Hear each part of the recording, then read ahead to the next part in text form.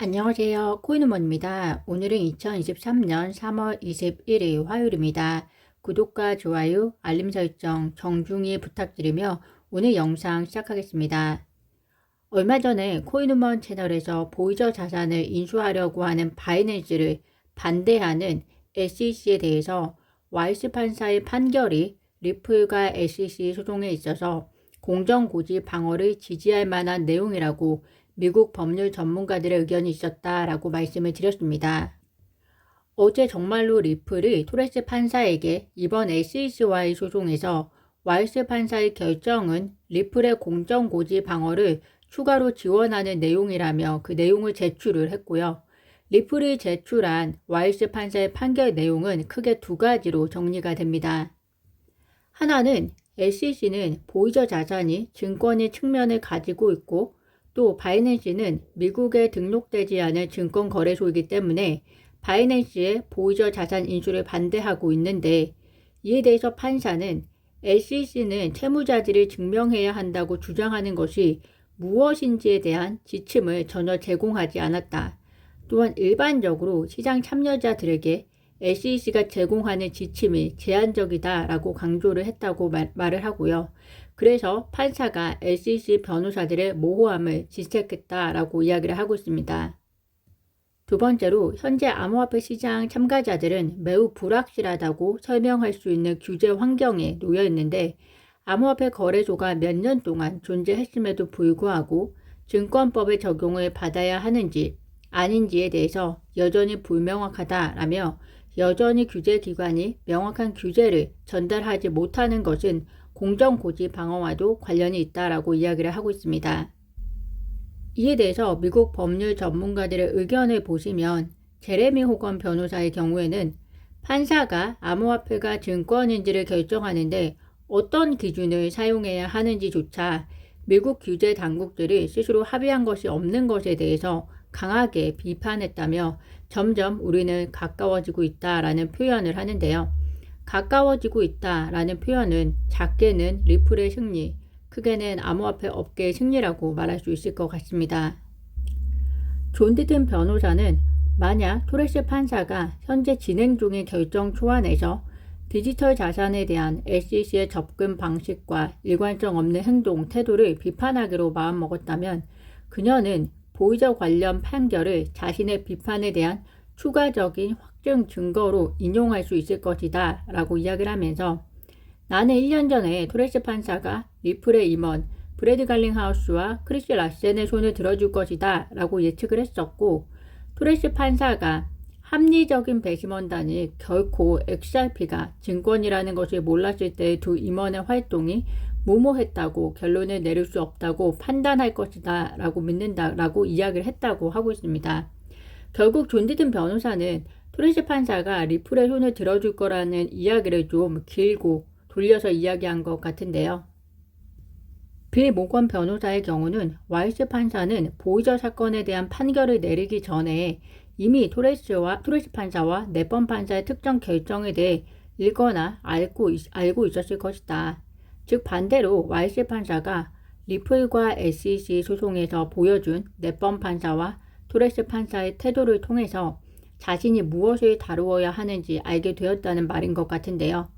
어쨌든 와이스 판사가 그동안 리플과 SEC 소송에 있어서 두 판사의 법리적 접근을 인용을 했든 와이스 판사의 판결을 토레스 판사가 인용을 하든 이런 일관적인 판결의 축적은 법리적 접근 안에서 360도 리플을 온전히 지지할 수 있는 시나리오가 될 수 있기를 기대해 봅니다.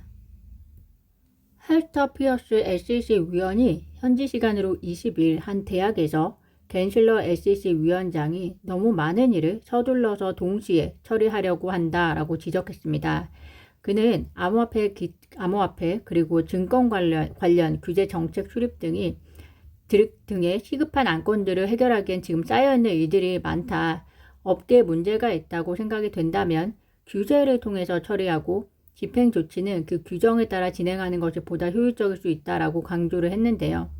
게리 겐실러가 SEC 위원장이 된 이후에 가장 많은 직원들이 SEC를 그만두었다는 사실 아실 겁니다. 인적 자원에 대한 리더십 부재도 모자라서 업무 처리 능력에도 문제가 있어 보인다는 간접적인 비판이 아닐까라는 생각이 드는데요.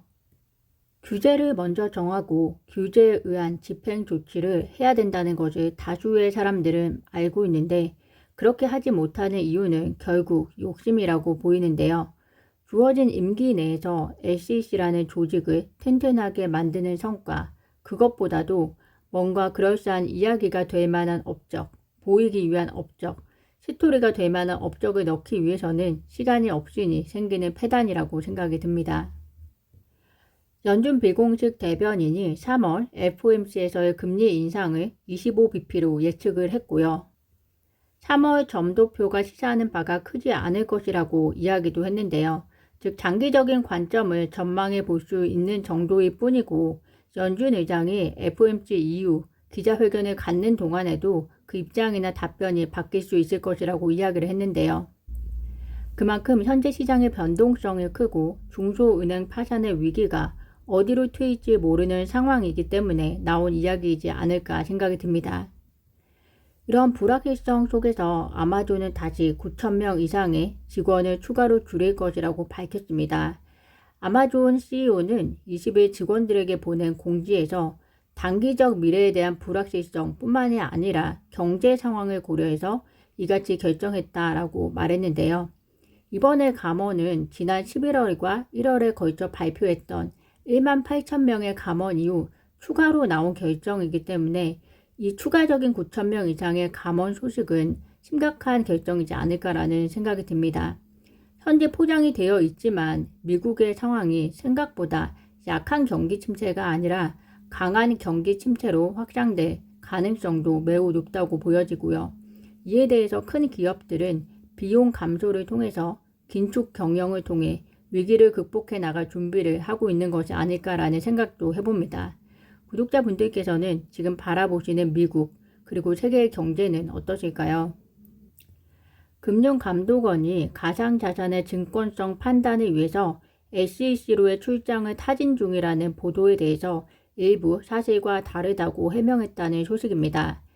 SEC로의 출장을 준비하고 있는 것은 맞는데 가상자산이 아니라 공시심사 절차에 대한 문의를 위한 것이라며 또 SE 측에서 아직 답변이 오지 않아서 출장 자체도 확정이 안 된 상황이라고 이야기를 하고 있는데요.